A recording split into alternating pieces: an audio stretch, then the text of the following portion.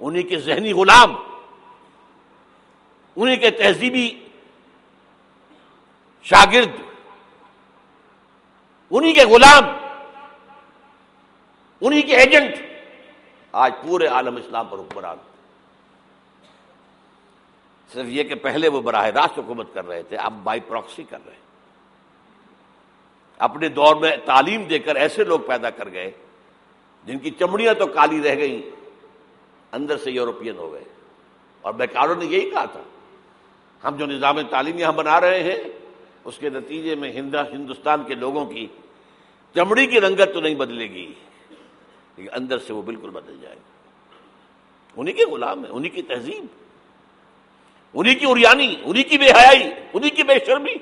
یہ دور interim period ہے، چوتھا دور ختم ہوا ہے، پانچواں آیا نہیں ہے، لیکن پانچواں زیادہ دور نہیں ہے، یہ دور آئے گا۔ پہلی بات تو یہ کہ آئے گا، اس میں نے قرآن سے بھی ثابت کر دیا، حدیث سے بھی ثابت کر دیا۔ اس میں جو شک کرے میرے نزدیک اس کے ایمان میں شک ہے۔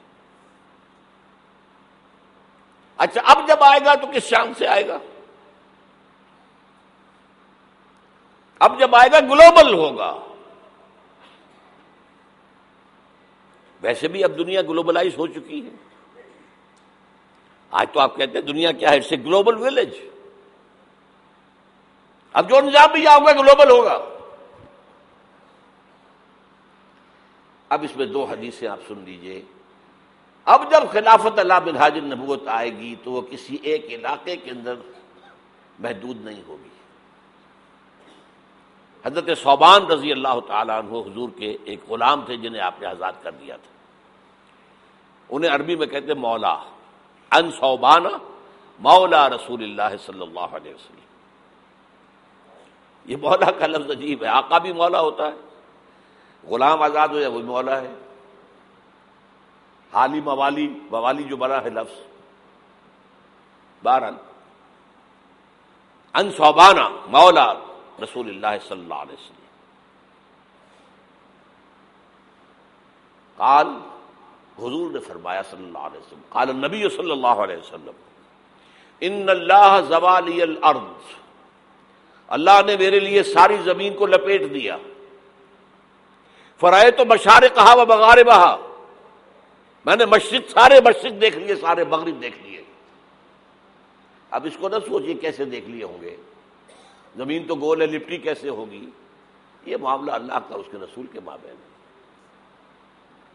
اللہ اپنے رسولوں کو جو مشاہدات کراتا ہے وہ ہماری سمجھ سے بالاتر ہے۔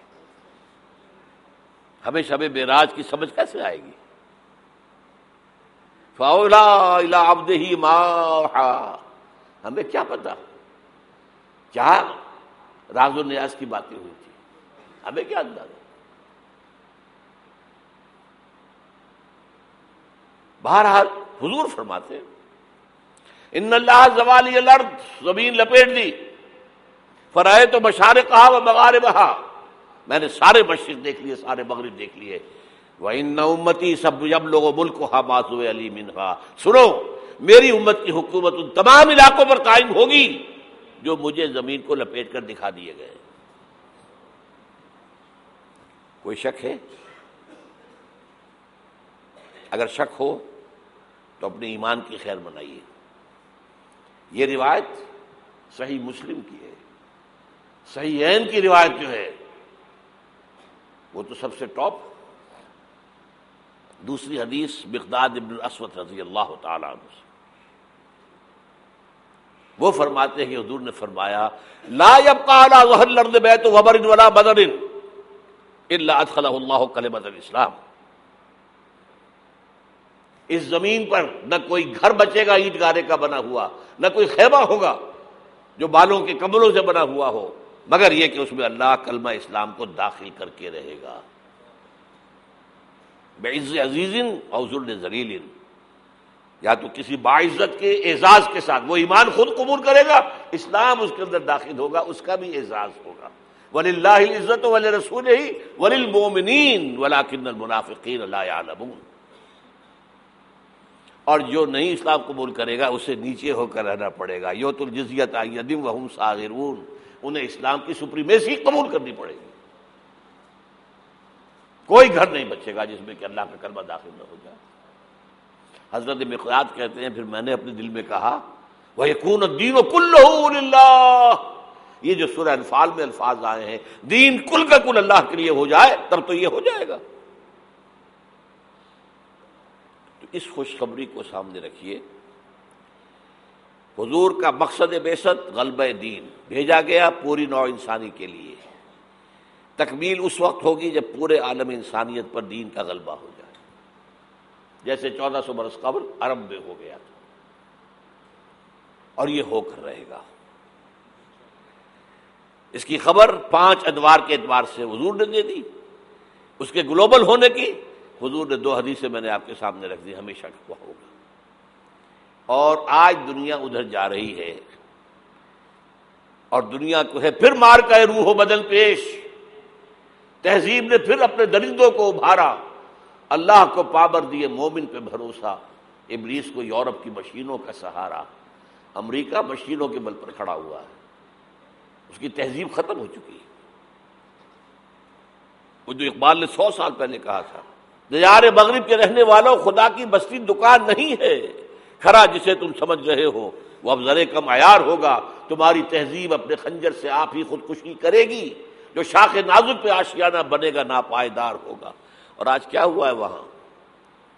صدر امریکہ فرماتا ہے، کلنٹن، جو اس کا آخری state of the union address تھا آخری، القریب امریکی قوم کی اکثریت حرام زادوں پر مشتمل ہوگی. اس کے الفاظ کیا ہیں؟ Born without any Wade lock.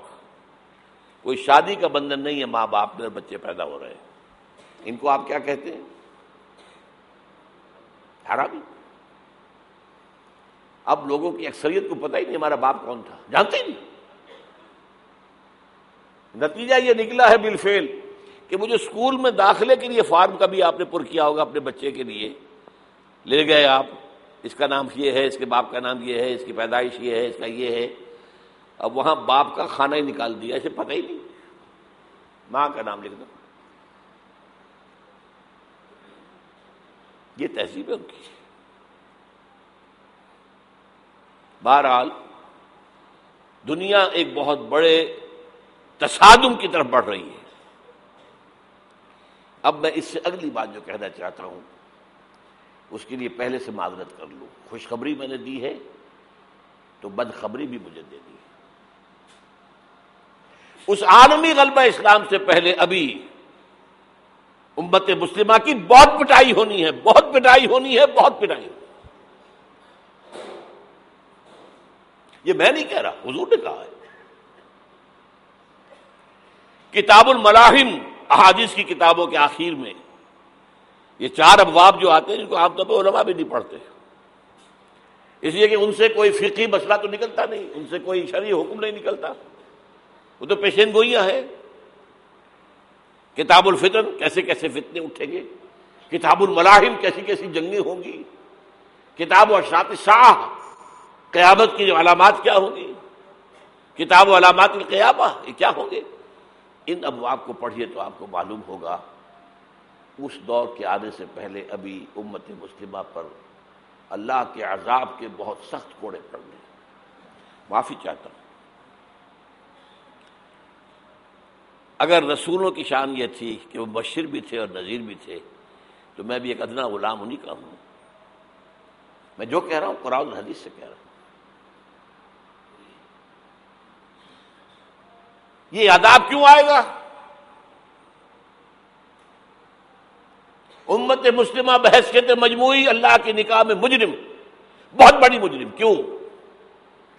1 inch زمین دنیا میں نہیں دکھا سکتی جہاں اللہ کا دین قائم ہو.